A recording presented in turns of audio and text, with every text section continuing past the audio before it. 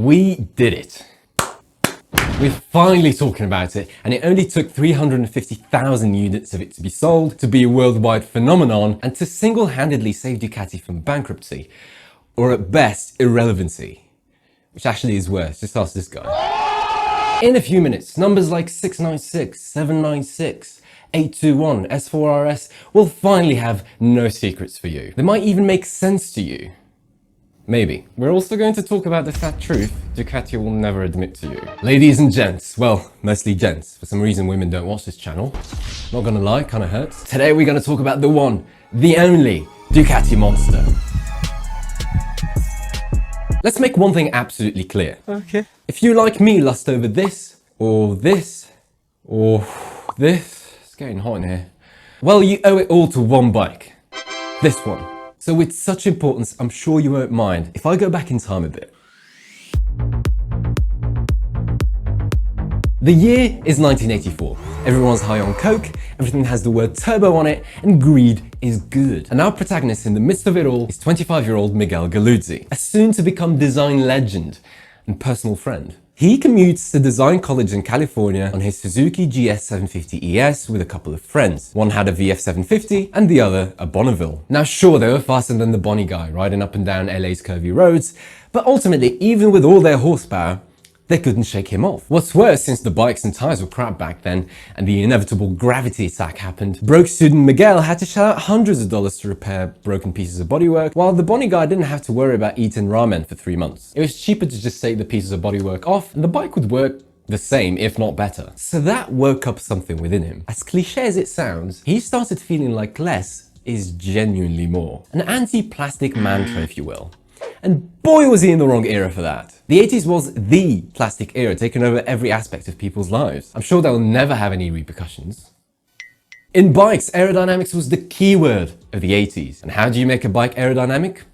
With lots of plastic. And just like a yawn in a room full of people, plastic mania was highly contagious. Ducati went through it, Honda went through it, BMW in a desperate attempt to shake its old school image went through it, quite ungracefully. So anywho, years pass and Miguel gets a job at Opel where it doesn't take him too long to quit. Probably sick of designing the ashtray of a Corsa coming out in 10 years, and decided to join the faster paced world of motorcycle design, working for a new Honda design studio in Italy. You see, it's around this time that his love for less is more gets rekindled, as he looks at a picture of a stripped down Ducati 851 in a Japanese magazine. He photocopies it and sketches on it his dream bike. No race bodywork, no plastic visual clutter, just what's necessary on the street. The bad news is that Honda hated it, which kinda makes sense for a Japanese company. They weren't gonna let this foreigner kid convince them to go against the trend. And so they kept rejecting Miguel's designs for naked roadsters, which, you guessed it, pissed him off. So he left, stumbling onto an interview at Cagiva, who at the time were running Ducati? This interview in 1989 could not have come at a better time. Miguel was desperate to see his ideas and designs come to life. Let's face it, only an Italian company would be mad enough to take on gamble projects. Let's see, in the 80s the British were either dead or dying, the Germans were weird and no one hangs out with the weird kid, the Americans were busy flipping motorhome companies, and the Japanese were too conservative. So his one shot had to be at Ducati. Ducati, on the other hand, was looking for fresh blood to redesign their 900 SS and to bring new ideas. Which was lucky for Miguel, so obviously there's a match and he accepts the job offer. If designing one last plastic fest was the rite of passage for his ideas to finally be heard, then so be it. Things were about to change. In typical real-life fashion, nothing goes to plan. The 900 SS, which I promise stands for Supersport, not the other thing, is redesigned, it sells fine, everyone's happy. But Miguel is not given his shot yet. When he shows sketches he made years ago of his vision on a stripped down 851 to the top brass at Cagiva, they don't hate it, but in typical Italian fashion, they don't do anything about it either. On one hand, he had a friendly but indifferent Claudio Castiglioni, the man who founded and ran the show at Cagiva. On the other, he had Massimo Bordi, a director at Cagiva who wasn't super warm to his design, so he kept fobbing him off with, "We'll do that later, let's do this first." Politics obliged, Claudio, who had the final say, sided with the technical guru who gave Ducati the Decimoquattro masterpiece rather than the junior guy. Only Miguel was only 32, and he had plenty of fight still left in him. In summer of 91, he tells his boss Massimo that he's going on holiday and casually slips in that he's going to take a few Ducati parts with him to mess about while on break. Is that okay? Massimo doesn't think much of it and basically tells him, "It's August in Italy, does it look like I give a fuck what you do?" Little did he know that was all the okay Miguel needed because he was not going on holiday.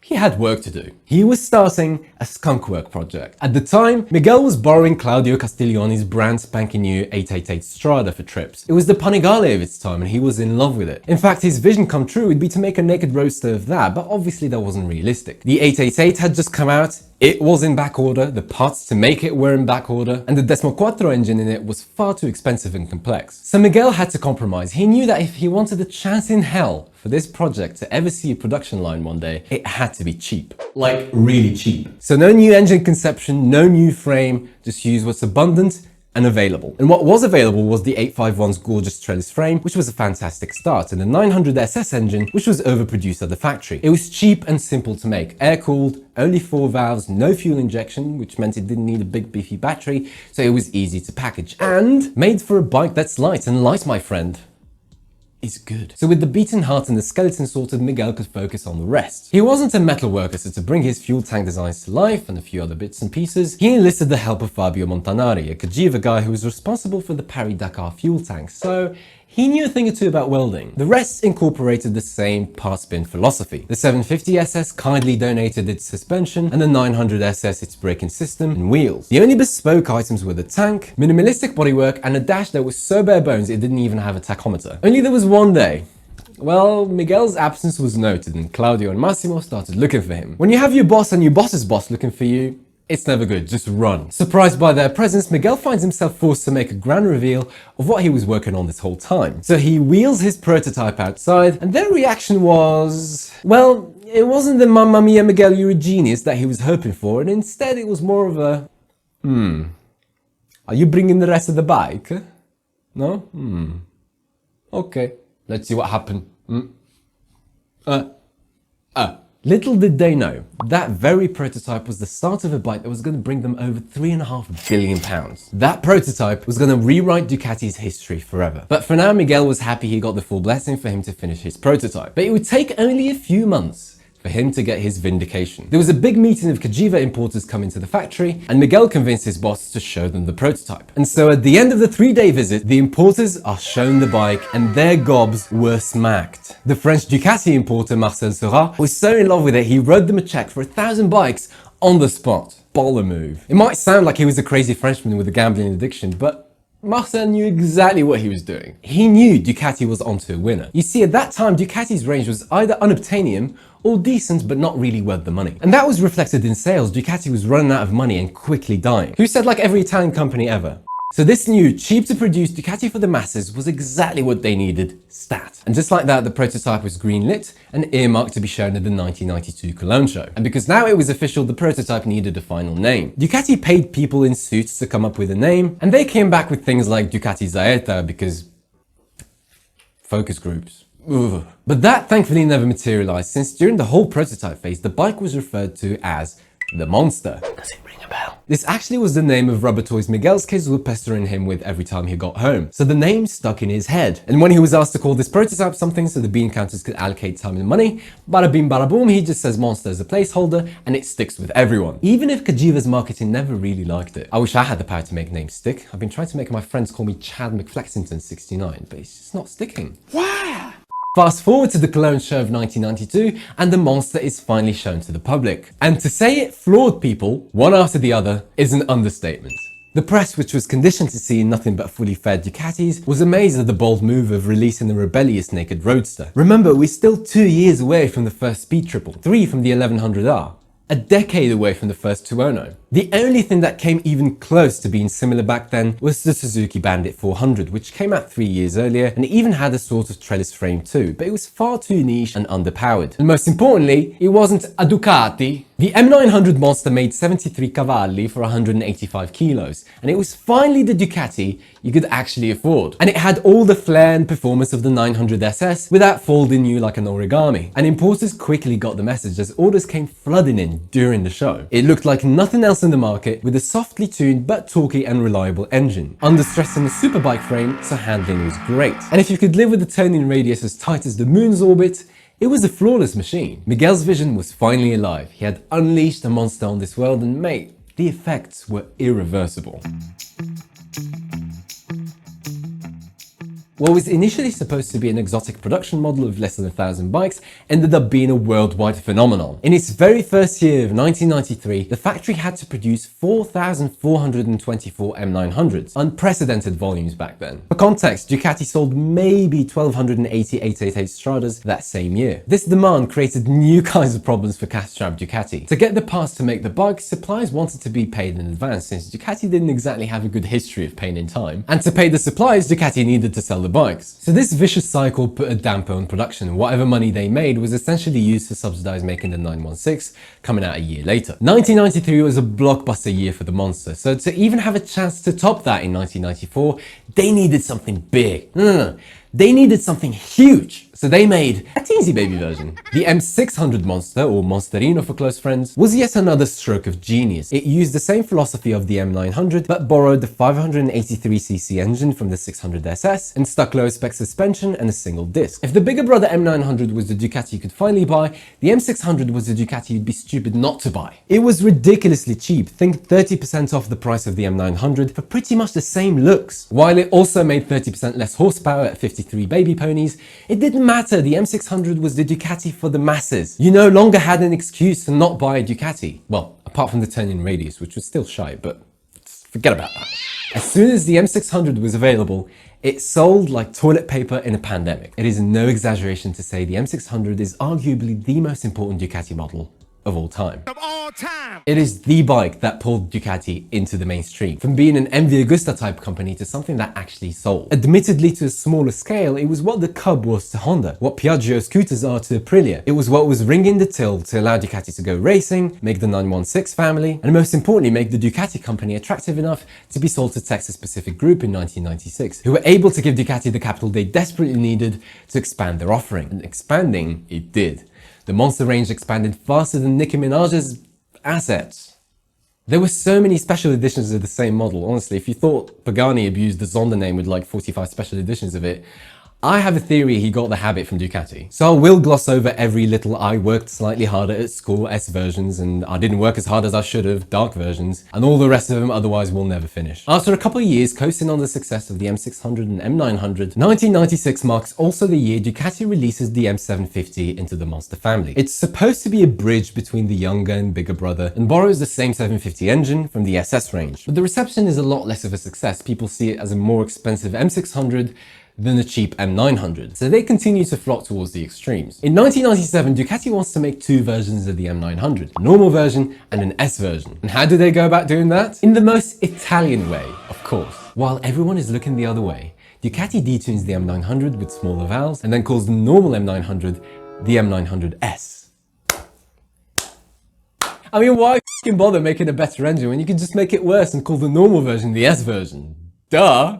While Ducati could be seen as getting complacent, the same could not be said about the Japanese, who had finally managed to pull their finger out and aim it at Ducati. And without a shadow of a doubt, the most brazen one was Suzuki, who did not give a shred of a fuckling, and released in 1999 the SV650, aimed squarely at Ducati's bestseller, the M600. Both had a 90-degree V-twin, both had trellis frames and a round headlight, and the SV made 19 more ponies and costs about the same. This was not a warning shot by Suzuki, this was a warning headshot. Even Ducati's 916 gets a knock on the door by the TL1000R, but that's a story for another day.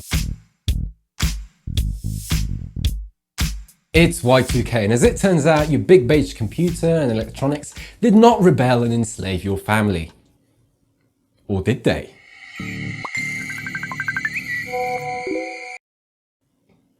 Anyway, and to celebrate, Ducati brings fuel injection to the M900, making it the M900IE, which unlocks 5 more horses and mid-range power. But it's still no match for the deranged Tuono, and the Daytona-powered Speed Triple, which never stopped getting better this whole time. Ducati thought they were having none of it. The Power Roadster was their turf. So in 2001, to make them competitive, they put a 916 engine in the Monster and call it the S4. S standing for sick. Prior to the S4, every Monster had the air-cooled Docile Decimo Due, which had 2 valves per head. But the S4 was a fire-breathing Decimo Quattro lodged in the beefier ST4 frame, with every bell and whistle, 4 valves, liquid cooling, fuel injection, and in this torque and reliability tune, pumped out 101 chiseled horses. Now, if I want a chance in hell for all the numerous models coming to make sense to you, we'll start using my interpretation of the Monster family over the years. And now we have a new segment I'm calling Super Monster, because that sounds awesome.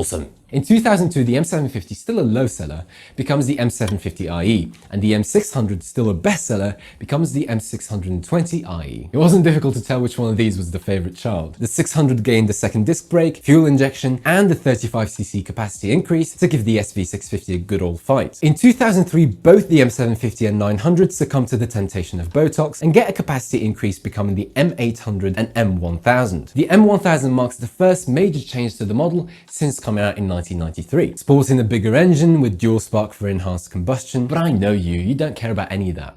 You care about what happened to the S4. Well, guess what? It's now the S4R and has the race-bred 996 engine. In 2006, what the hell? Put the 998 engine and call it the S4RS. RS standing for really sick. Oh, and I almost forgot, they had a single-sided swing arm.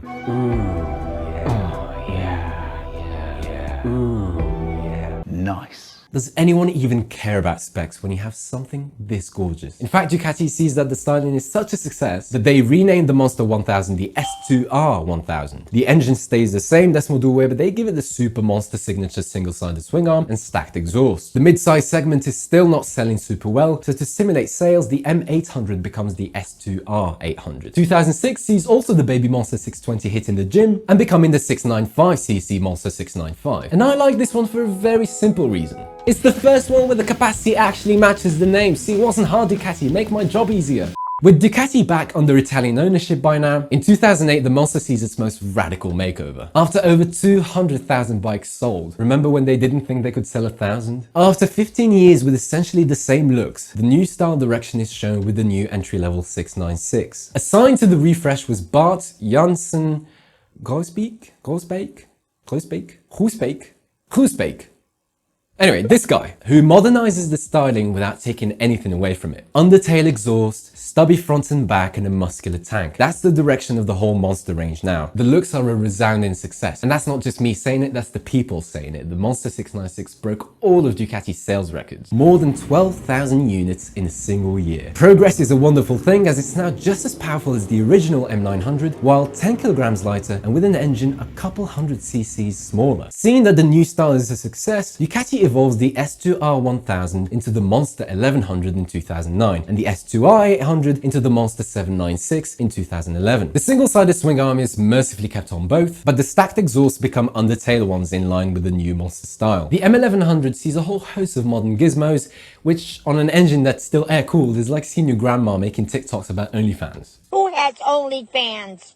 In 2014, the only way I can rationalize what happened in the range and the introduction of the M1200 is that the full-size segments and Super Monster segments have been merged into one. Equipped with the latest liquid-cooled 1198cc Testa Stretta 11 engine, the big boy Monster has officially been modernized. The S version developed 145 Italian stallions, but an engineer must have looked at the ferocious competition and thought, not enough. So one night, while everyone is sleeping, he sneaks back into the factory and takes an M1200 and starts injecting steroids into it by the bucket load. The result is the ultimate, most powerful Monster ever, the 1200R. 160 horsepower, 13:1 compression ratio.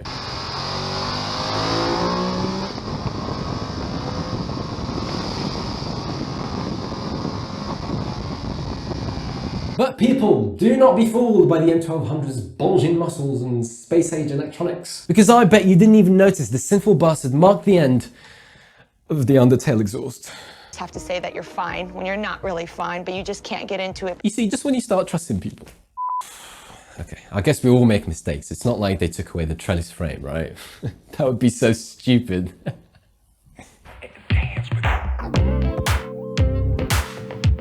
In 2015, a new mid-size Monster is made to replace the previous 796, and it's once again a clean break not only visually, but engine-wise as well. The Monster 821 uses a liquid-cooled 821cc 4-valve engine with a very different character to the outgoing 803cc air-cooled 2-valve engine, by now considered a relic of the past. Engine which in 2017 is going to find itself resurrected in the new entry-level baby monster, the 797. No, not that 797, this one. It remains the only air-cooled 2-valve engine when there was a time it was the only thing you could have. Which brings us to today. Ducati just announced the 2021 Monster, their newest mid-size with the familiar 950 engine, the latest technology, and wait a minute. No trellis frame? No! God, please, no! No!